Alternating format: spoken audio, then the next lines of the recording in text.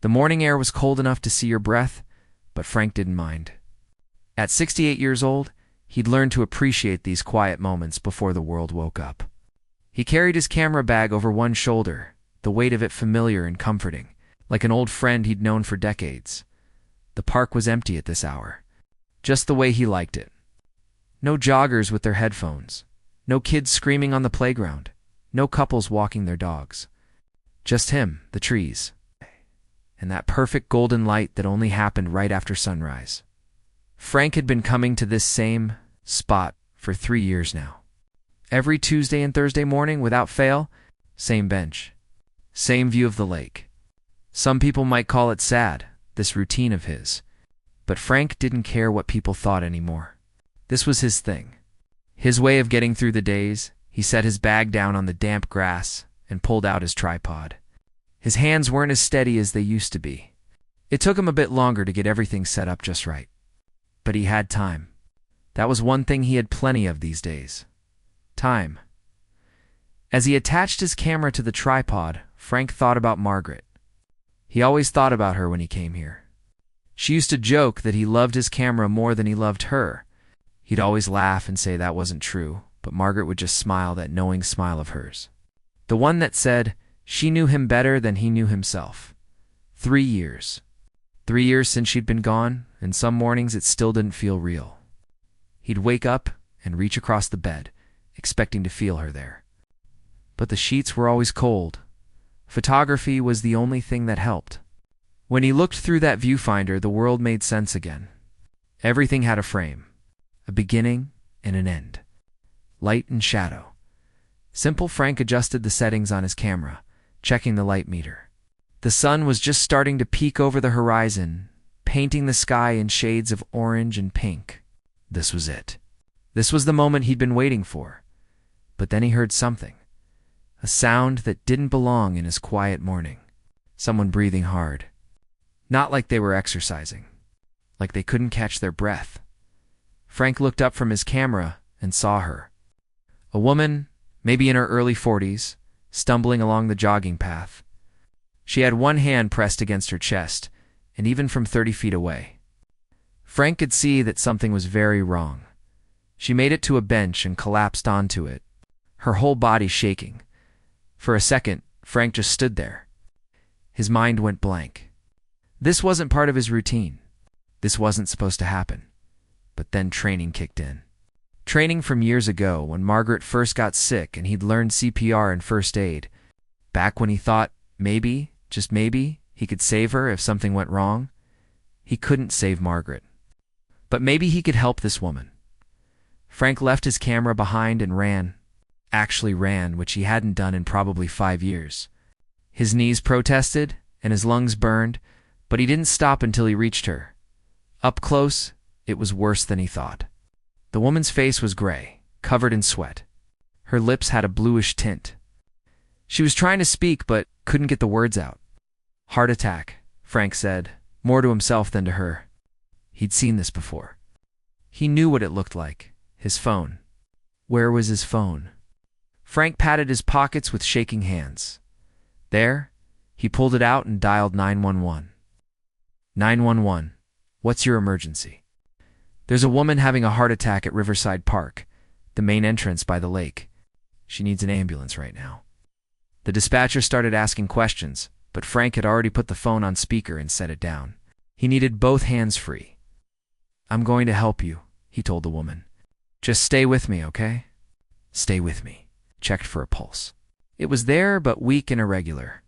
The woman's eyes were rolling back. Is she breathing? The dispatcher asked from the phone. Barely. Frank tilted her head back, clearing her airway the way he'd been taught. Come on, he whispered. Don't do this. Don't leave. Other people were starting to notice now. A man in running clothes jogged over. A woman walking her dog stopped and stared. Does anyone know CPR? Frank called out. The jogger shook his head. The woman with the dog just stood there. It's frozen fine. Frank would do it himself. He positioned his hands on the woman's chest and started compressions. 1, 2, 3, 4. The rhythm came back to him like muscle memory. He'd practiced this so many times on a dummy in that community center class, hoping he'd never have to use it for real. With Margaret, it happened too fast. She was gone before he even knew something was wrong. A stroke in the middle of the night. The doctor said she didn't suffer, that she probably didn't even wake up. Frank was supposed to find comfort in that, but he never did. But this woman, she was still here. Still fighting. Ambulance is 7 minutes out, the dispatcher said. You're doing great. Keep going. 7 minutes. Frank's arms were already burning. 60-year-old arms weren't meant for this kind of work. But he didn't stop. Couldn't stop? He thought about Margaret. About all the moments he didn't get to say goodbye. About everything left unsaid. Don't you dare give up, he said to the woman through gritted teeth. You hear me? Someone's waiting for you. Someone needs you to come home. 30 compressions. To rescue breaths. 30 compressions. To rescue breaths. Over and over. The woman with the dog was crying now. The jogger was on his phone, probably calling someone. More people had gathered, forming a circle around them. Frank blocked them all out. Right now, there was only this. Only keeping this stranger's heart beating. Come on, he pleaded. Come on. His vision was starting to blur. From sweat or tears, he wasn't sure. His shoulders screamed in pain. But he kept going. And then finally, he heard it. The most beautiful sound in the world? Sirens. The ambulance pulled up, and 2 paramedics jumped out with their equipment. They took over so fast that Frank barely had time to move out of the way. One of them, a young guy with kind eyes, squeezed Frank's shoulder. You did good, sir? Really good. Frank stumbled backward and sat down hard on the grass. His whole body was shaking. He watched as the paramedics worked, hooking the woman up to monitors, loading her onto a stretcher.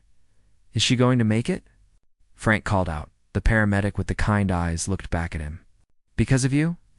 Yeah, I think she's got a real good chance. Then they were gone, racing away with lights flashing and sirens wailing. The crowd dispersed slowly. The jogger gave Frank a thumbs up before running off. The woman with the dog asked if he was okay.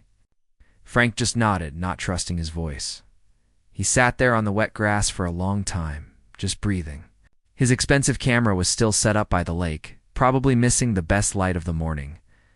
He didn't care. Frank looked down at his hands. The same hands that used to hold Margaret's. The same hands that had captured thousands of photographs over the years. Trying to freeze time, to hold on to moments before they slipped away. This morning, these hands had done something different. They'd brought someone back. Given them more time, he didn't know the woman's name. Didn't know if she had kids, a partner, a job she loved or hated. But he knew one thing for certain. Tomorrow, she'd get to wake up. And that was everything. 3 days went by before Frank heard anything. 3 days of wondering if that woman was okay, if she'd made it. If what he did had been enough, he tried to go back to his normal routine. Tuesday morning at the park with his camera, but it felt different now. Every time he looked at that bench where she'd collapsed, his chest got tight. He'd take a few photos, but his heart wasn't in it. The images all came out flat and lifeless. On Thursday afternoon, his phone rang. Unknown number. Frank almost didn't answer. These days, unknown numbers were usually scammers trying to steal his Social Security or sell him something he didn't need. But something made him pick up. Double quotes, hello, is this Frank Morrison? Speaking, Mr. Morrison, this is St. Mary's Hospital. I'm calling on behalf of a patient, Alina Rodriguez. She's been asking for you. Frank's hand tightened on the phone. Is she okay? She's doing well, actually. Recovering nicely. She wanted me to give you her room number, if you'd like to visit. Frank wrote down the information with shaking hands. After he hung up, he just sat there, staring at the piece of paper. Room 312. She was alive. She wanted to see him. He should go. Of course he should go. But the thought of walking into a hospital made his stomach turn. The last time he'd been in a hospital was when Margaret died. That smell. That awful antiseptic smell mixed with floor cleaner and sadness. But this woman, Alina, she was alive because of him. The least he could do was visit. The next morning, Frank found himself in the hospital parking lot. Gripping the steering wheel of his old Honda, he'd been sitting there for 10 minutes, trying to work up the courage to go inside. "You're being ridiculous," he muttered to himself. "She's fine. She wants to thank you. Just go in, say you're glad she's okay, and leave." The automatic doors whooshed open as he walked in. That smell hit him immediately, and for a second, he couldn't breathe. All he could see was Margaret in that bed, tubes everywhere, machines beeping.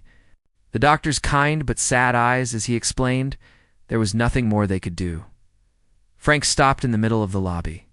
An older nurse noticed him swaying and touched his arm gently. "You all right, honey?" "Yeah," Frank managed. "Just need a minute." She patted his shoulder and moved on. Frank took a deep breath, then another. Margaret wouldn't want him standing here falling apart. She'd tell him to get his act together and go do what he came to do. Room 312 was on the 3rd floor. Frank took the elevator up, watching the numbers light up. 2nd floor, 3rd floor. The doors opened. He walked down the hall slowly, checking room numbers. 308, 310, 312. The door was partially open. Frank knocked softly. "Come in," a woman's voice called. Alina was sitting up in bed, looking about 1,000 times better than the last time he'd seen her. Her color was back. She was smiling. And when she saw him standing in the doorway, her eyes filled with tears. "You came," she said. They said you wanted to see me." "Wanted to see you? Mr. Morrison, I owe you my life." Frank shifted uncomfortably. "The paramedics did most of the work.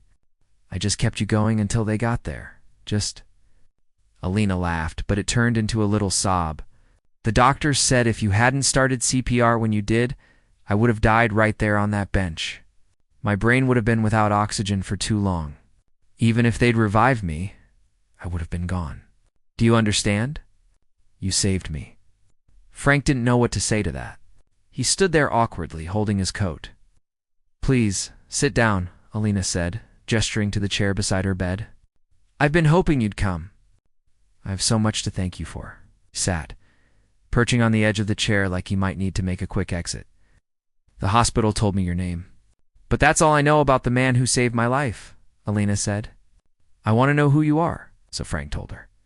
"Not everything. Not about Margaret or the loneliness or the way some days he couldn't see the point of getting out of bed, but he told her about his photography, about how he'd been doing it for 40 years, professionally at first. Then just for himself after he retired. Elena's whole face lit up. "Photography? Really? Do you have any pictures with you?" Frank hesitated, then pulled out his phone. He had thousands of photos on there. Landscapes, mostly. Some wildlife. A few street shots from back when he used to walk around downtown looking for interesting faces. He handed her the phone, and Alina started scrolling through. She took her time really looking at each one. Frank watched her face, trying to gauge her reaction. "These are beautiful," she finally said. "Really, truly beautiful. You have such an eye for light." Frank felt his cheeks warm. He couldn't remember the last time someone had complimented his work. "Thanks. It's just a hobby now." "Just a hobby?" "These are incredible." Alina looked up at him. "I'm an art teacher. 4th grade at Lincoln Elementary. I know good work when I see it." They talked for a while after that. Alina told him about her daughter, Lily, who was 8 years old. About how Lily was the reason she'd started jogging in the first place, trying to get healthier, trying to be around longer. "She was at school when it happened," Alina said quietly. "She doesn't really understand how close she came to losing me. My sister told her I was sick, that my heart needed fixing, but we didn't tell her the whole truth. She's too young to carry that kind of fear." Frank thought about that. About being 8 years old and almost losing your mom without even knowing it. "When I was in the ambulance," Alina continued, "all I could think about was Lily. About not being there to see her grow up. To see her graduate, fall in love, have her own kids maybe. All those moments I'd miss." She wiped her eyes. "You gave me those moments back." They sat in silence for a minute. Outside the window, Frank could see the city stretched out below. People going about their lives, not knowing how fragile it all was, how quickly everything could change. "You know what's funny?" Alina said. "Well, not funny exactly, but interesting. I've been trying to start a photography program at my school for 2 years now. Yeah, I got a small grant to buy some basic cameras, but I don't know the first thing about teaching photography. I can teach kids how to paint and draw, but cameras." She shook her head. "I've been looking for someone to help, someone who actually knows what they're doing." Frank could see where this was going. "The thing is," Alina continued, looking at him hopefully, "we can't pay. It would have to be volunteer work. I know that's asking a lot, and you probably have better things to do, but I'll do it." Frank said. The words came out before he'd really thought about it. But once they were out there, hanging in the air between them, Frank realized he meant it. Elena's eyes widened. "Really? You will?" "Yeah," Frank surprised himself by smiling. "Why not?" "I've got the time." "Oh my God, Mr. Morrison, that's wonderful. The kids are going to love you." Frank wasn't so sure about that. He hadn't been around kids much, didn't really know how to talk to them. But something about the way Alina was looking at him, so hopeful and excited, made him want to try. They talked for another hour. Alina explained what she had in mind. Nothing too complicated to start with. Just teaching some basics to interested students.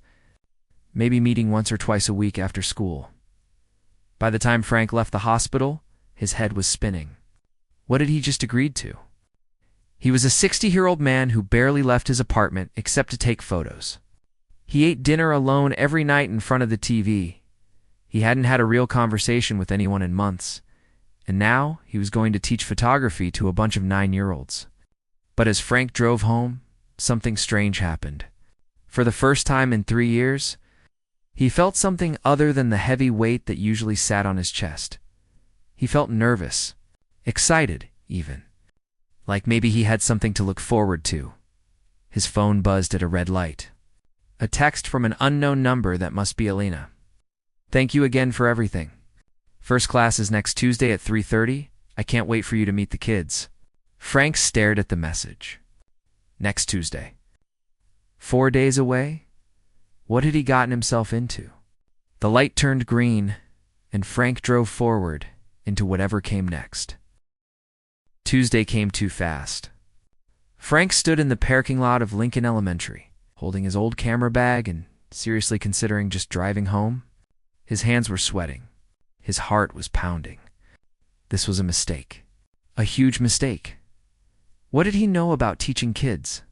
He was a grumpy old man who lived alone and talked to himself.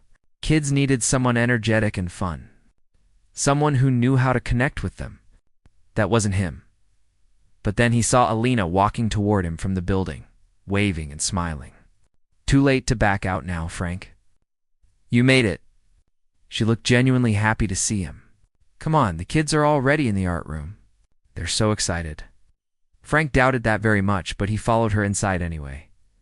The school smelled like crayons and cleaning, supplies, and something he couldn't quite place. Childhood? Maybe.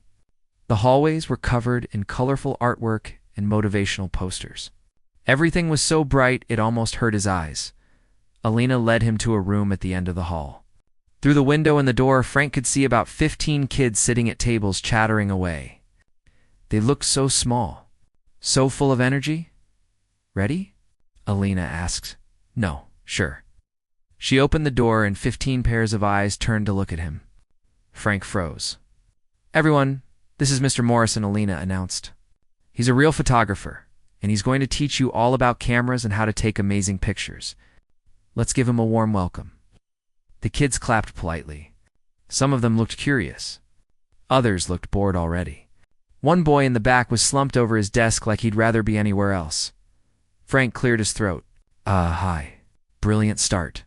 Margaret would have laughed at him. He walked to the front of the room and set his camera bag on Elena's desk. His hands were shaking slightly as he pulled out his Nikon.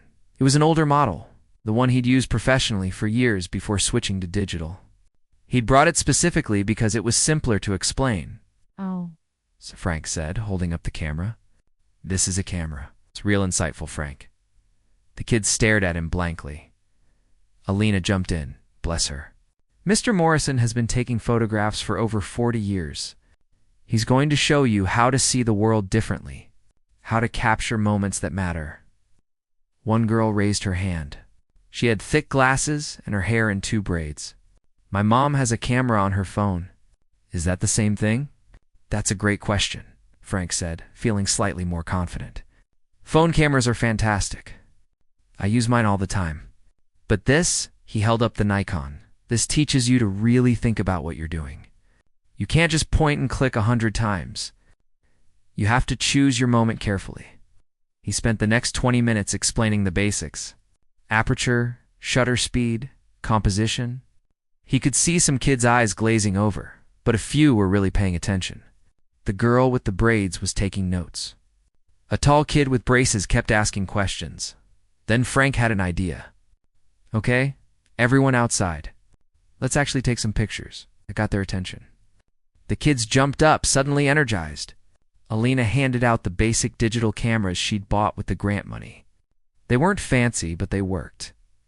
In the schoolyard, Frank showed them how to frame a shot, how to look for interesting angles, how light could change everything.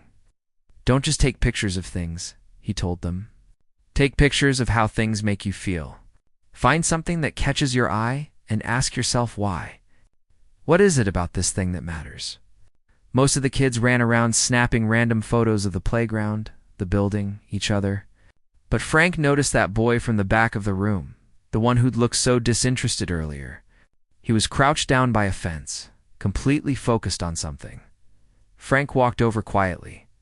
The boy was photographing a dandelion growing through a crack in the concrete. He was taking his time, adjusting his position, really looking at it from different angles. That's good, Frank said softly. The boy jumped a little, surprised. He was small for his age, with dark hair that fell into his eyes.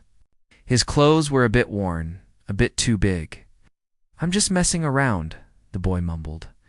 No, I mean it. Look at how you're seeing this.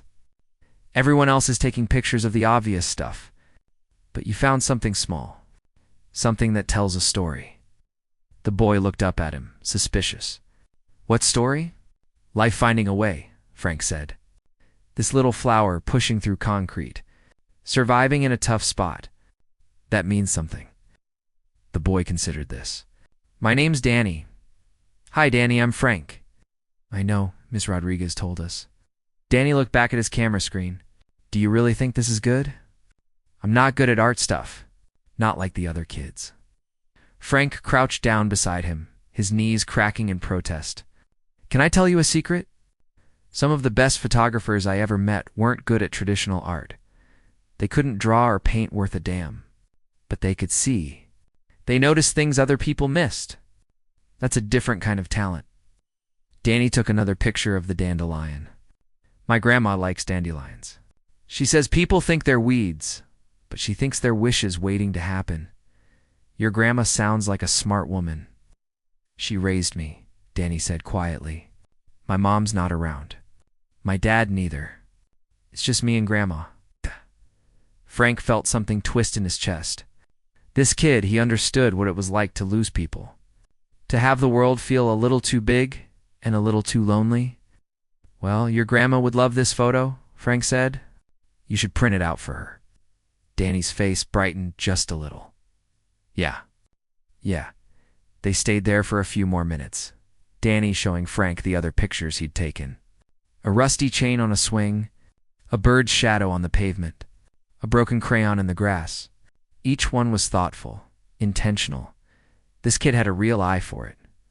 When class ended, the kids filtered out one by one, chattering about their photos. Danny hung back, lingering near Frank's camera bag.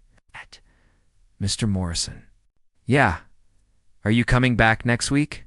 Frank looked at this small kid with too long hair and hand-me-down clothes, and something clicked into place. He'd come here today thinking he had nothing to offer. That he was too old, too disconnected, too buried in his own grief to be useful to anyone. But Danny needed this. Maybe not the photography itself, but the attention. Someone who saw him. Someone who took him seriously. And if Frank was being honest with himself, He needed it too. Yeah, Danny, I'll be back. The boy smiled. Actually smiled. It transformed his whole face. After Danny left, Alina came over to Frank. So, how was it? Honestly, terrifying at first. She laughed. You did great. I watched you with Danny. That was really special. Frank shrugged, uncomfortable with the praise. He's got talent. A real eye for detail. He's had a hard time, Alina said quietly. His grandmother does her best, but money's tight. He doesn't have much. Acts tough, doesn't talk much in class. But I saw him actually engaged today. That's because of you. Frank packed up his camera slowly. Through the window, he could see the schoolyard where Danny had photographed that dandelion. Such a small thing. But it mattered to the kid. It mattered because someone had told him it was worth noticing. Margaret used to say that Frank saw the world differently than most people, that his camera was how he made sense of things. He'd always thought that was just his weird quirk, his way of hiding from real connection. But maybe it could be something else. Maybe it could be a bridge, a way to reach kids like Danny who needed someone to show them that their way of seeing the world had value. Same time next week, Alina asked. Frank looked around the empty classroom, at the colorful artwork on the walls, at the stack of cameras waiting to be used again, at the space where, for the first time in 3 years, he'd actually felt useful. Same time next week, he agreed. As he drove home that evening, Frank thought about Danny's photo of the dandelion. Life finding a way through the cracks. Surviving in tough spots. Maybe that wasn't just Danny's story. Maybe it was his too. Frank had been pushing through concrete for 3 years now, just trying to survive each day. Alone in his apartment? Alone at the park. Alone with his grief and his camera and his memories. But today something had shifted. Today he'd connected with a kid who needed him. And for the first time since Margaret died, Frank felt like maybe he wasn't just surviving anymore. Maybe he was actually starting to grow again. He pulled into his apartment complex and sat in the car for a moment, just watching the sunset. Tomorrow he'd come back here to his empty apartment, to his quiet evenings and his solitary routines. But next Tuesday, he'd go back to that school. He'd teach those kids about light and shadow and perspective. He'd check on Danny's progress. He'd show up and somehow that made everything feel different. Frank grabbed his camera bag and headed inside, already thinking about what he'd teach the kids next week. 6 months changed everything. Frank couldn't believe how fast the time had gone. 6 months of Tuesday and Thursday afternoons at Lincoln Elementary. 6 months of teaching kids how to see the world through a lens. 6 months of actually having somewhere to be, something to do, someone waiting for him. He wasn't just teaching anymore. He was staying after class to work with Danny one-on. The kid had real talent, the kind you couldn't teach. He saw things other people walked right past. A reflection in a puddle. The way afternoon light hit a chain-link fence. The wrinkles in his grandmother's hands as she peeled potatoes. Danny had filled 3 memory cards with photos. Frank had started bringing his laptop to school so they could look at them together, talking about composition and timing and what made an image work. This one, Frank said, pointing to a photo Danny had taken of his grandmother's kitchen. It was simple. A coffee cup on a worn table, steam rising, morning light streaming through a window. This one's special. You know why? Danny shrugged, but Frank could tell he was pleased. The light? The light? Yeah. But more than that. It tells a story. I can feel the morning. I can almost smell that coffee. That's what great photography does. It makes people feel something. The other kids had gotten better too. The girl with braids, whose name was Zoe, had discovered she loved photographing people. She'd done an entire series on the school cafeteria workers, catching them in candid moments. They were good. Really good. But it was Elena's idea that changed everything. She came to Frank one Thursday after class. It's practically bouncing with excitement. I have an idea, and I need you to hear me out before you say no. Frank had learned that when Alina got that look in her eye, something big was coming. Okay, the community center downtown. They have a gallery space they let local groups use for free. I was thinking we could do an exhibition. Show off what the kids have learned. What they've created? Frank's stomach dropped. An exhibition? Yes. We could invite parents, the school board, local press. Show everyone what's possible when you give kids the right tools and the right teacher. Alina, I don't know. That's a lot of pressure on the kids. Kids would love it. And Frank, this could mean funding. Real funding. Right now, we're scraping by with my grant money. But if we can show what this program does, what it means to these kids, we could expand. More cameras. More students. Maybe even pay you for your time. I don't need the money. I know you don't, but you deserve it. Elena put her hand on his arm. Frank, you've given these kids so much. Danny's grades have improved. He actually smiles now. Zoe told her mom she wants to be a photographer when she grows up. That's because of you. Frank felt his throat get tight. They did the work. Oh, but you showed them they could. Please, just think about it. That night, Frank couldn't stop thinking about it. An exhibition meant people looking at his students' work, judging it. What if people didn't get it? What if they saw a bunch of photos taken by kids and dismissed them? But then he thought about Danny's picture of the dandelion, about Zoe's portraits, about all the images these kids had created, each one a little piece of how they saw the world. Maybe people needed to see that. He called Alina the next morning. Okay, let's do it. The next month was chaos. Good chaos, but still chaos. The kids had to choose their best work. Frank helped them edit, showing them how to look at their photos with a critical eye. Which ones were technically good? Which ones had emotional impact? Which ones told the best stories? Danny struggled with choosing. He wanted to include everything. Can't, Frank told him gently. An exhibition is about showing your strongest work. Quality over quantity.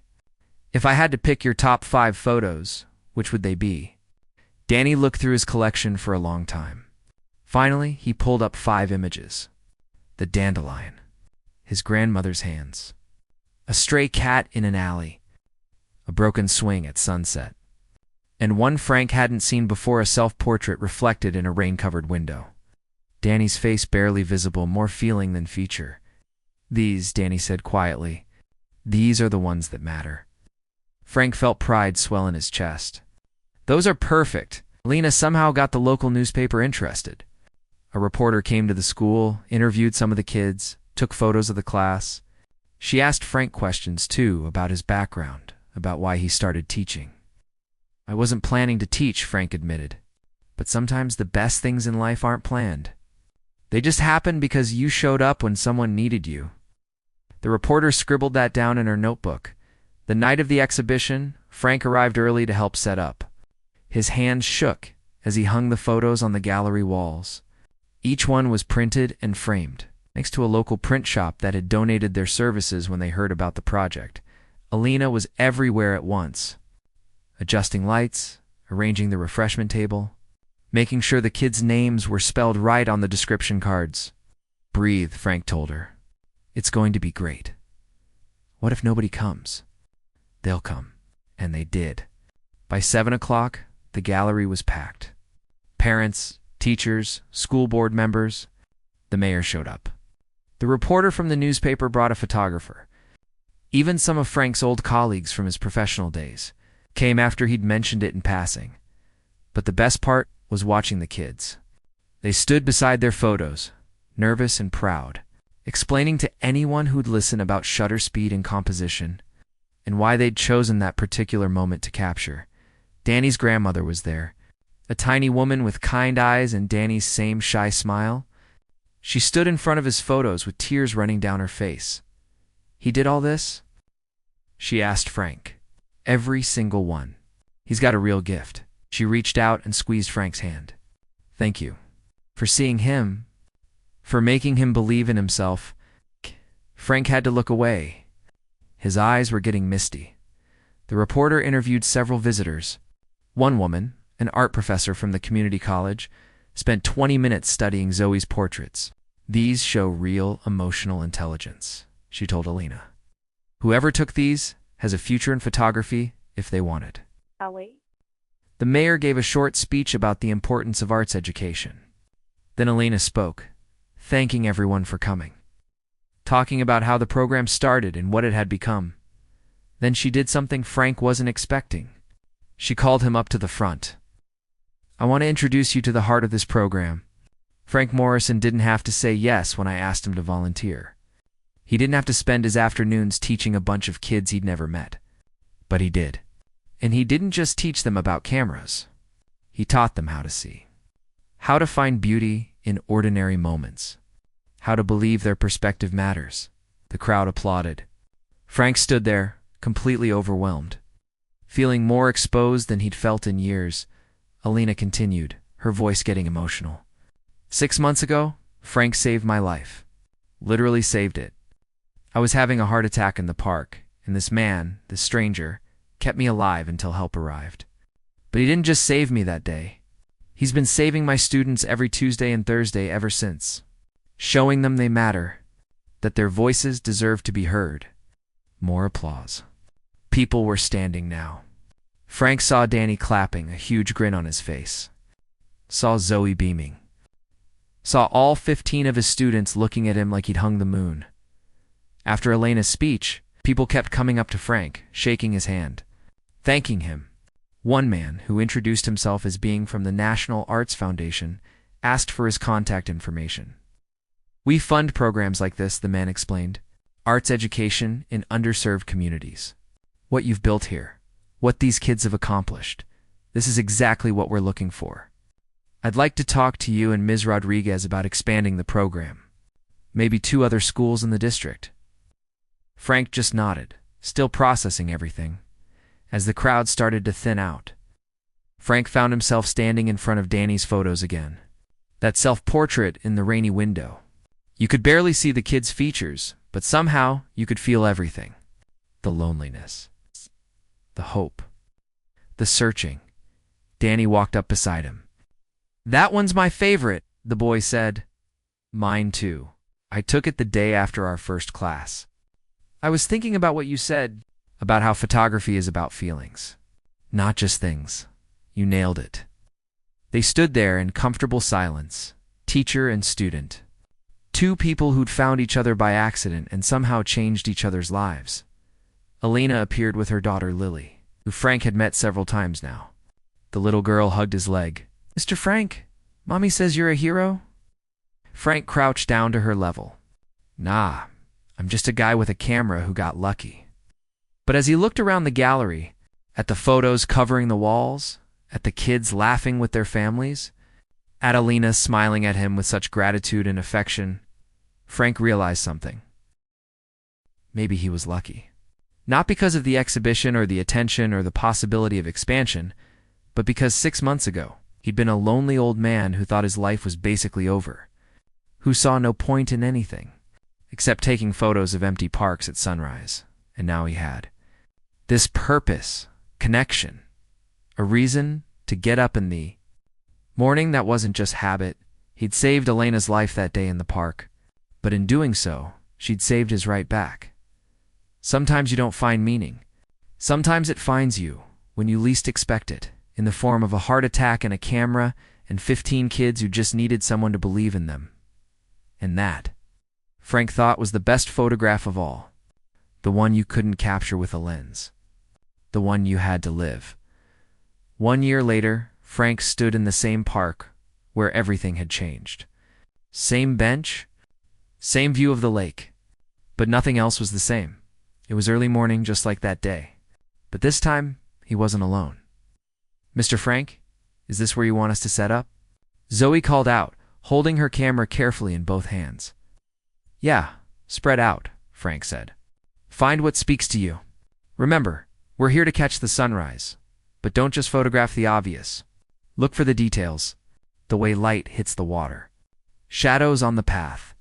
Whatever catches your eye." 15 students scattered across the park, his original class, plus a few new faces. The program had grown.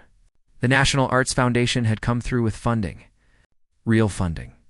Enough to expand to 5 more schools across the district. Enough to buy professional quality cameras.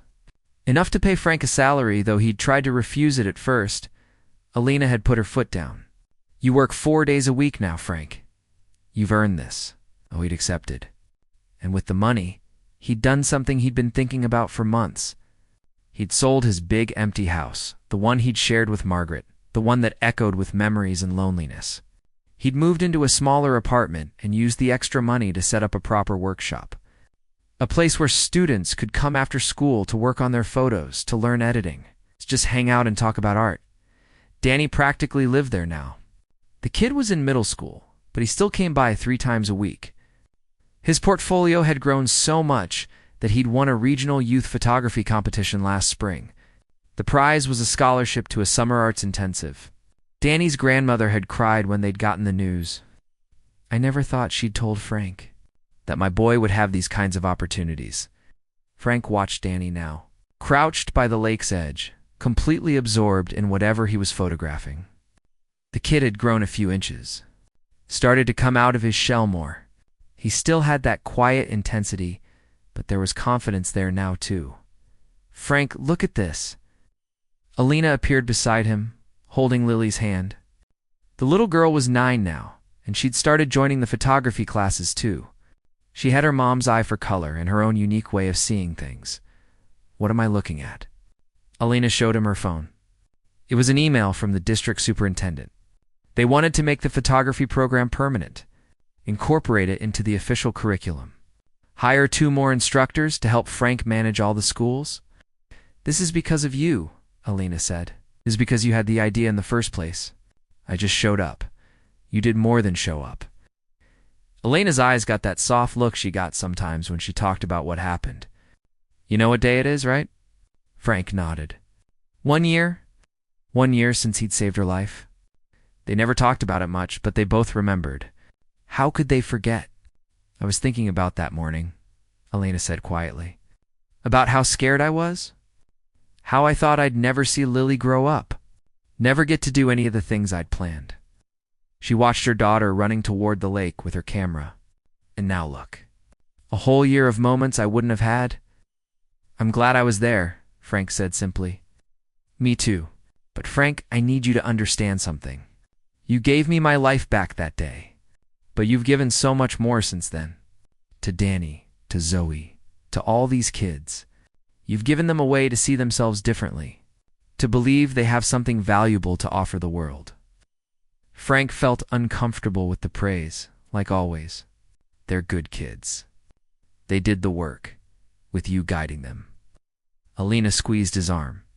"Just accept the compliment, you stubborn man," he smiled. "Fine, thank you." The sun was starting to rise now, painting the sky in shades of orange and pink. Frank pulled out his own camera. It's the same one he'd abandoned on that morning a year ago when he'd run to help. He'd thought about that a lot over the past year. How he'd left behind his camera, his tripod, everything without a second thought. At the time it had felt like instinct. But looking back, Frank realized it was more than that. It was the moment he'd stopped hiding behind the lens. The moment he'd stepped into the world instead of just observing it. Margaret used to worry that he used photography as a wall, a way to keep people at a distance while pretending to engage with them. She'd been right, of course. She usually was, but not anymore. Now, photography was a bridge, not a wall, a way to connect with these kids, a way to teach them that their perspective mattered. "Danny, come here for a second," Frank called. The boy jogged over. "Camera in hand, I want you to have this." Frank held out his Nikon, the professional one he'd used for 40 years.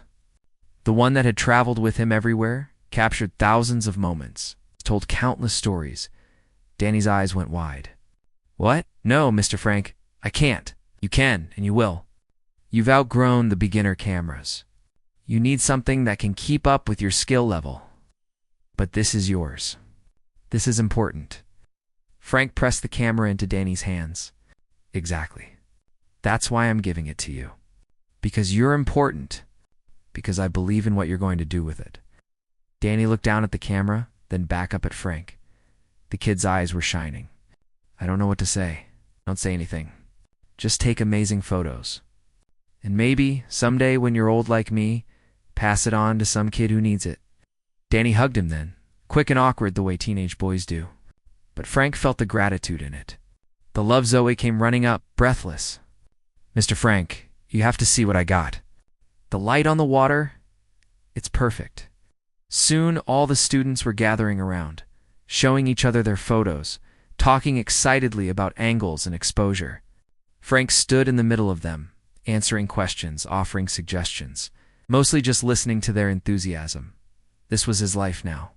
These Tuesday and Thursday mornings, the after-school sessions at the workshop, the exhibitions every few months, the grant applications and curriculum planning and parent meetings, it was busy, sometimes exhausting, completely different from the quiet, lonely existence he'd had before.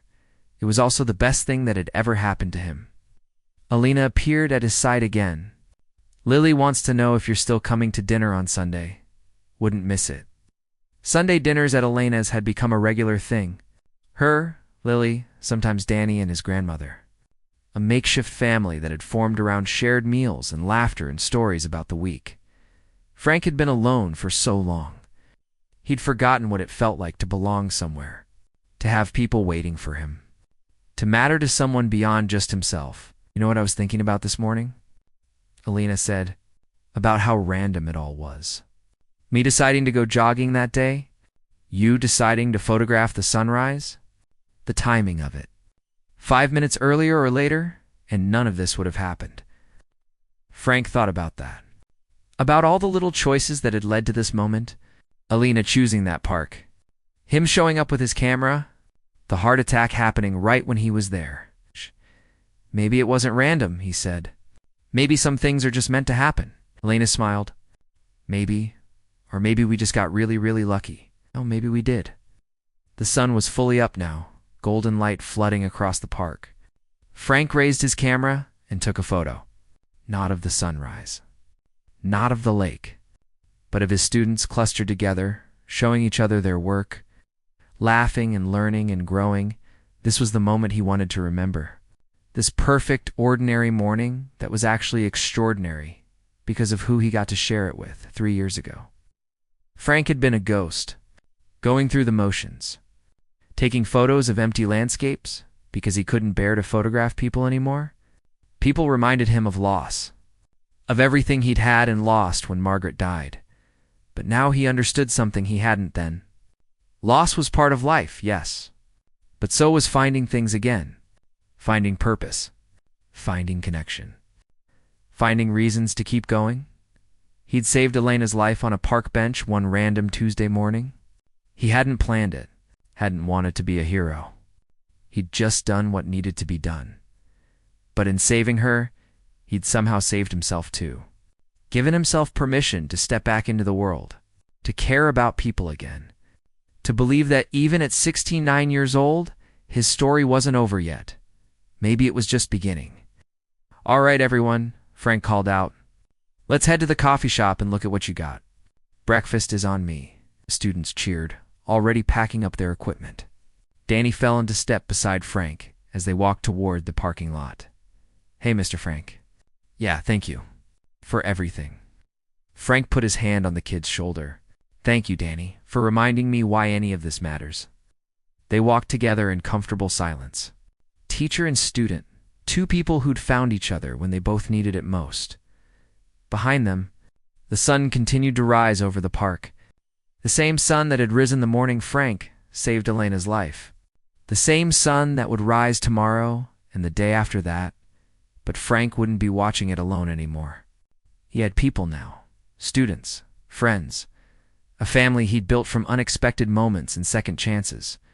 He'd spent 50 years looking at the world through a camera lens, trying to capture the perfect moment, trying to freeze time because he was afraid of losing things. But he understood now. The most beautiful moments weren't the ones you captured. They were the ones you lived, the ones that changed you, the ones that reminded you why being alive, being here, being connected to other people, was worth all the risk of loss. Frank climbed into his car, Danny in the passenger seat, still marveling at his new camera.